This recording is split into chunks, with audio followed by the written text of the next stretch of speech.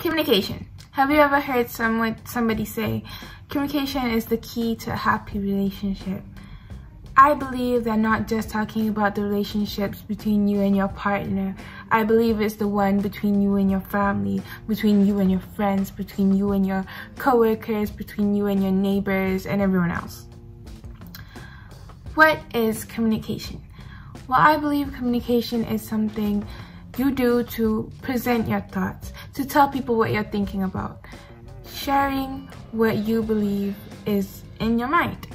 So that being said, not everything has to be spoken about. Not everything has to be shared with other people. Some of the thoughts we have are just for us. So how do we differentiate between the thoughts that we should share and the ones that we shouldn't? Well, I have these 5 questions I ask myself before I speak because I don't want to regret what I'm talking about. And once you say something and it's out there, you can't really take it back. So you want to be really careful with that. So the 5 questions has an acronym, which is THINK. So the first one being T, which means is it true? H, is it helpful? I, is it inspiring? N, is it necessary? And K, is it kind? Going back to the topic, I did some research and I found 4 key factors that can help you improve your communicating skills. Why do you want to improve them? Well, actually, the term communication is the key to a happy relationship is saying that you have to be crystal clear when you communicate. You want people to understand you and you want people to really grasp your concept and what you're thinking about. Because if somebody doesn't understand you and they miscommunicate, that will lead to maybe a little fight. And you don't want that in a happy relationship. You want a relationship that can go both ways, that you understand them and they understand you. So the 4 key factors. The first one being choice of words, tone of voice, body language, and facial expressions. The first one is choice of words. So there's approximately 171,146, I believe, current use English words according to the English Oxford Dictionary. That is a lot, and I know for a fact that I do not know every single word. But isn't it amazing how there's so many words and all of them has its own meaning? Why is choice of words important? It's because maybe you know words, but if you don't know their meaning and how to use them, it will come out different than what you want them to be. Like, for example, if I'm thirsty, I don't want to say that I'm starving. I don't want to say that I'm hungry, that my tummy is grumbling, because I'm not that. I want to say my throat is parched. I want to say that I'm thirsty. I want to say that I want water, not those other things. So these words, you use them, you rearrange them in the sentence to tell people what you want, what you want them to understand. So you really have to grasp the concept of using the right words in your sentence. So there's 6 principles I found that could really help you in choosing your words. The first one being choose understandable words, choose precise and specific words, use strong words, emphasize good words, avoid overused words, and avoid obsolete words. Obsolete meaning out of date. So other than that, you can actually improve your vocabulary and get to know every single word's meaning and how to put them in a sentence. You can do that by reading a lot, or maybe talking to yourself and just like listening to that conversation if you like or didn't like how that sentence was. Or if you're really bored, you can actually go grab a dictionary and read different words. I mean, a word a day could be really good. You get knowledge and you get to know new words. Moving on to the second one is tone. So a sentence has multiple meaning, but when you apply tone to it, it gives it a specific meaning. There's a saying that goes, it's not what you've said, it's how you've said it. And that's a perfect example of you saying the right words but expressing the wrong emotions through your tone of voice and making people like completely miss your point. So tone gives that sentence a specific meaning. So like if I wanted to say I got a 50 for my math exam versus I got a 50 for my math exams, one shows sadness and shows regret that maybe she didn't study enough and she regrets that maybe she got a higher grade before and she regrets getting a lower one this time. The second one shows a bit of happiness. Maybe it's the first time getting that high of a grade in maths. Maybe she was happy that all her hard work paid off. The third one is body language. So body language consists of gestures and postures. Examples of body languages that we often see is eye contact, hand gestures, and feet positions.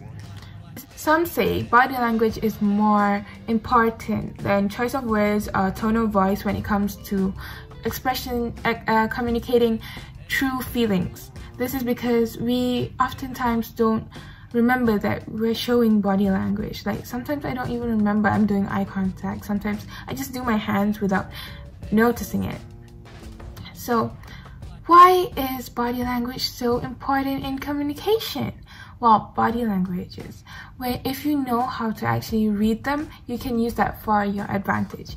Like when you're speaking and you want people to understand you, when you see that person you're talking to looking around the room and like not really looking at you, you understand that they're not actually focusing on you and they won't get what you're trying to say. So you want to change the subject or like change the way you're speaking to get their attention.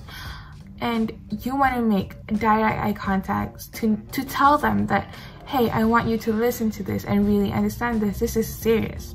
So the last one is facial expressions. Did you know the face has 42 muscles? That's a bit, but the face has the most muscles upon all the other body parts.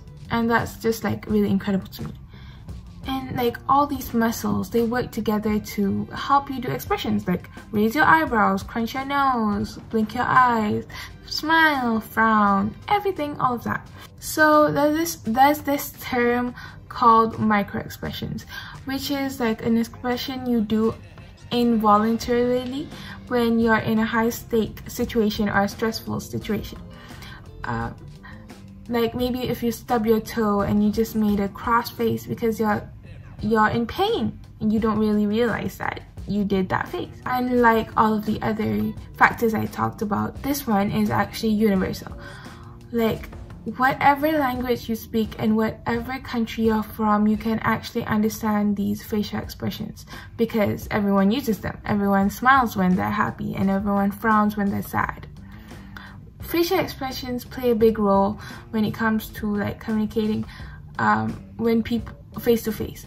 Like if you want to say something happily, you want to smile and look very brightened up by the day, and you want people to understand that you're happy with that news, that what you're talking about. And if you're talking about something sad, you don't want to be smiling or like giggling or like, you know, being happy when you're supposed to be sad. So you're gonna frown, maybe like bring down the eyebrows, and if you're angry, you're gonna cross the eyebrows and maybe make a frowny face or like an angry face. Depends on you, but naturally if you make an angry face, I would understand that.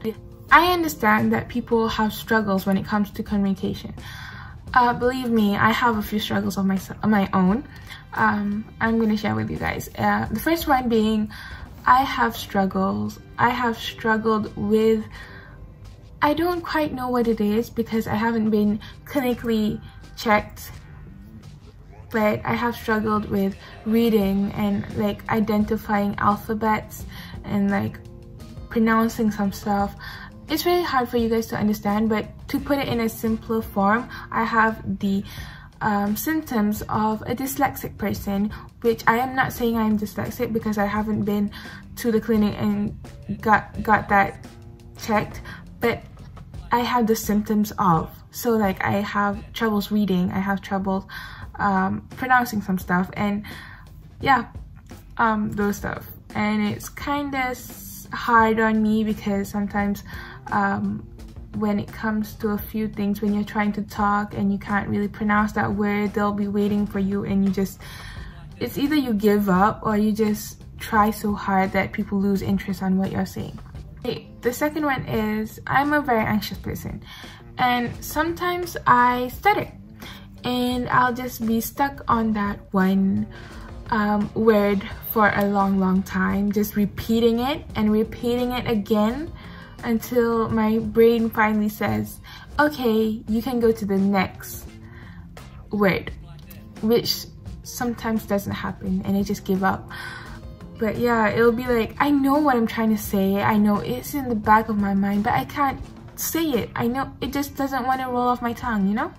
So I get stressed out a bit there. The last one is because I'm an anxious person, I tend to talk really fast, and some of my friends used to like tell me that I talk really fast, and that actually made me more anxious, and I talked a bit faster than the previous one, and then they'll be like, Hannah, slow down, and then I wouldn't even notice that. And yeah, so that's my struggles, and I understand if you have struggles, but this is life. You have to overcome it. You have to find a way to change who you are for the better. So actually, why did I choose this topic? I mean, there's like a bunch of topics in the world. Why did I choose this one? Well, I believe that people take communication as something simple, something you just brush over. They don't realize how communication is playing a big role in your daily life and how it's affecting other people, not just you. Even though you're the one saying it, other people are affected by what you say. People tend to think that what they say now will be forgotten tomorrow. There's a few situations where that is true, but there's a few situations that proves it's not. So like if you say, hi, how are you to me today, tomorrow I may or may not have forgotten about it. So do you know, like when you're really excited to talk and you have this enthusiasm and you're just talking and talking, and then somebody comes up and say, hey, do you really talk that much, or you talk a lot, or you really have a lot on your mind there? It just, I don't know, to me it just brings me down, and it feels like, oh, did I talk too much? And then like it's worse when people start laughing. You will feel so brought down by that. You'll be like, oh, did I talk too much? And this is one of the situations where you don't actually forget that. And I personally, a person has said that to me a few times, so it's in my mind. So every time I'm having a conversation with somebody and I'm getting really excited and pumped up, I stop myself, because I'll be like, oh, am I talking too much? Like that affected me so hard, and I believe a lot of people out there feel the same. They think as if it's a joke, like she'll get over it tomorrow, but sometimes it's not just a joke. And don't get me started on jokes, because like I don't find it funny. I don't find it funny that you just made me insecure in what I'm talking about. So I wanted to share with you an experience I had with communication that kind of messed me up until now. So I had this really cute Radley watch, and it was white, and it was kind of like, it had like small strips, and like the watch was really small, like this small. And then I wore it because it was cute. It had this Radley dog charm on it, and it was a golden one. So I was like, oh, it's really cute. So I wore it, and I was really excited with it. And like my friends, they complimented me on that, and they were like, oh, that's a really cute watch, where did you buy it? It's really cute. And I was like, oh, it's really cute, I know. And suddenly out of the blue, I didn't do anything to that boy, and then he came up to me and said, is that your watch? And me being the excited person I am, I'll be like, yeah.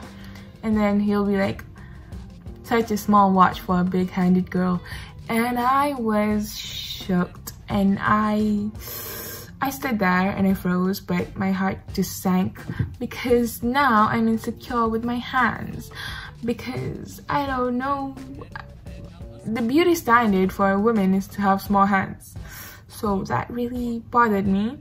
And again, I didn't know what he meant. Like, was it just for a joke? Did you think that was like a joke? And I don't know, maybe he was really complimenting how small my watch was. Like, who knows? Like, again, his way of communication is not really crystal clear. I didn't quite understand how and what he was trying to say.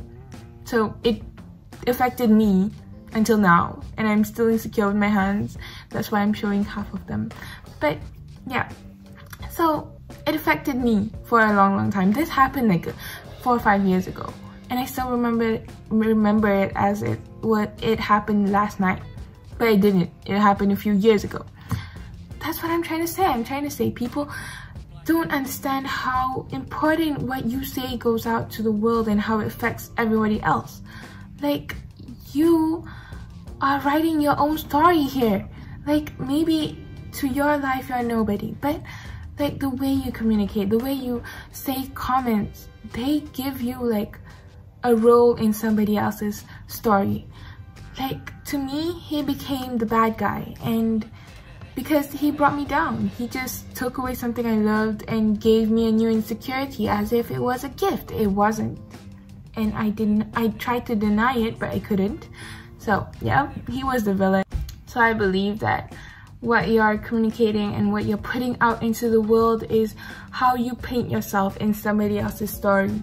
And to me, I don't want to become the bad guy in somebody's story, because who likes the bad guys? Except for Loki, he is kind of handsome a bit. But other than that, it's not really nice to become the bad guy, and I really don't want to be that.